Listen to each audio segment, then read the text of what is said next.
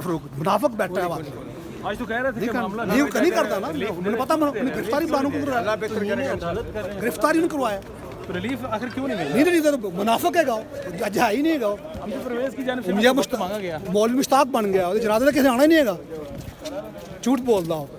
Sir अगर आपको तौहीन अदालत का नोटिस तो देच नहीं नोटिस देवे, सानू प्रॉब्लम है कोई, अभी वकील नहीं आ गए नोटिस देना, कोई स्टेटमेंट नहीं देनी, बस कौन सा अमल उसने सही किया है, समी साहब उसने कौन सा अमल सही किया है, बताएं मुझे आप।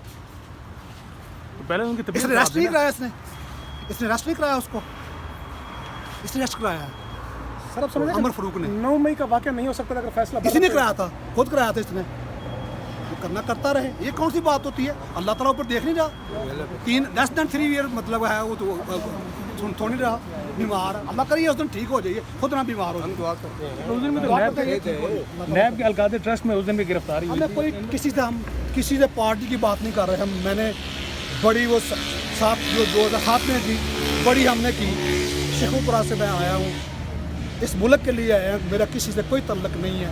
बात सिर्फ सिंपल सी है कि कानून की हुक्मरानी होनी चाहिए, बस सिंपल सी बात है। आपको लगता है ये रुकावट है? मुझे मैं नहीं चाहता, मैं इसके पास तो आया ना कोई, अल्लाह के बाद यही है ना हमारा, क्या हमें ये तो बिल हाई बिल फंड, इसकी जरूरत नोट्स की जरूरत नहीं किसी पार्टी को, लेस देन 3 ईयर हो गो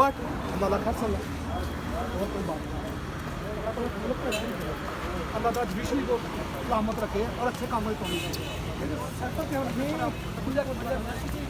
मैंने आज की बात की है कि अल्लाह ताला की ज़ात जो है ना इस मुल्क में रहम करे और इनको अच्छे काम करने की तौफीक दे। Thank you sir, thank you.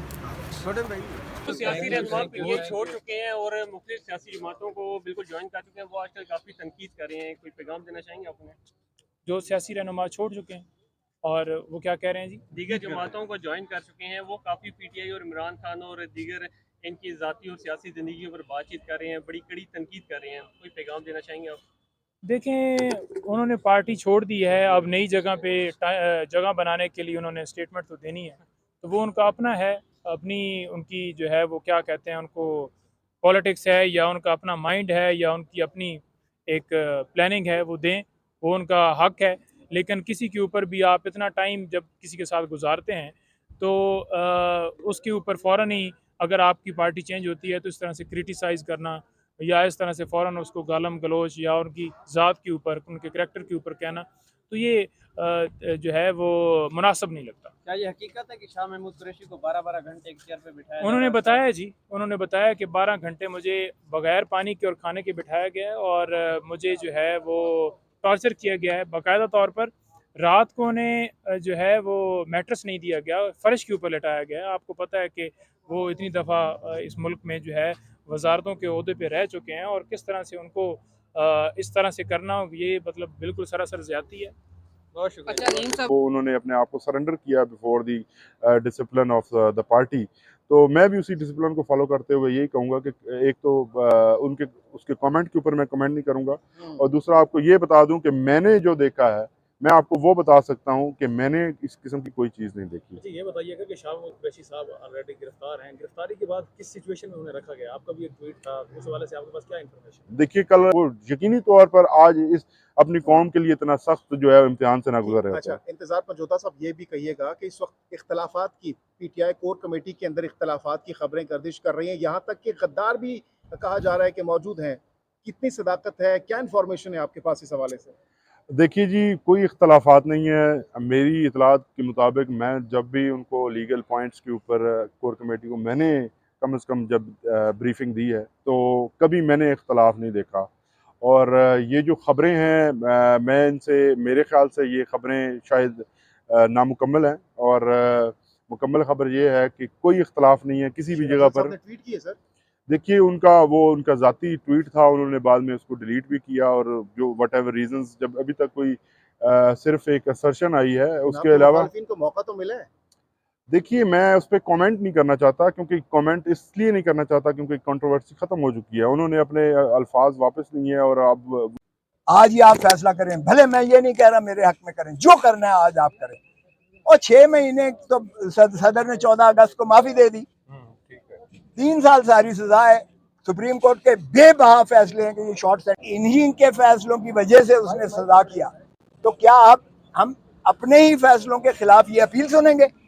क्या ये अपने फैसलों के खिलाफ खुद अपील सुन सकते हैं? वो भाई फैसले तो आपके हैं, जो आपने बार बार उसे भेजा कि फैसला कर, 7 दिनों के अंदर फैसला कर, तो फिर आप ही के फैसले आप खुद सुनेंगे।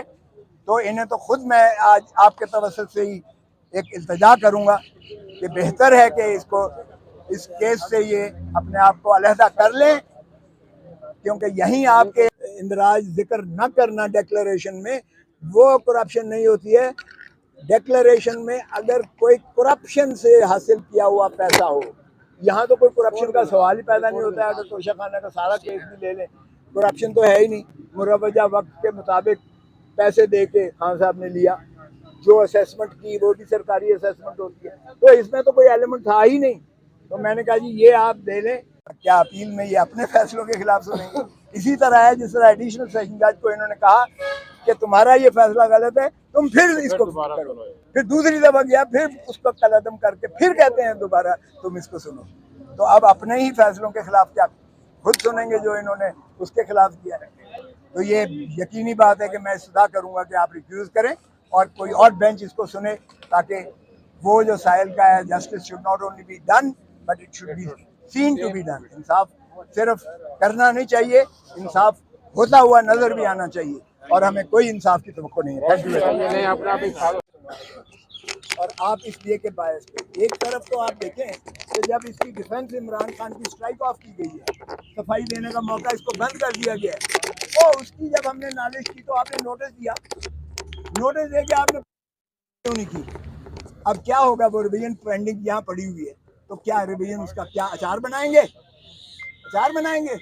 आपने उसको तो इनाम दे दिया, उस एडिशनल सेशन जज को, उस एडिशनल सेशन जज को अगले ही दिन लंदन में भेजा गया है। एक को रिमूव करके, जिसका नाम जाना था जिसने, उसका नाम हटाकर इसको इनाम के तौर पर भेजा गया है लंदन में, और लंदन में वो वसूली करने गया है इमरान इससे, नवाज शरीफ से, और उसके साथ वो जो है लंच या डिनर या जो भी ये कर रहा है।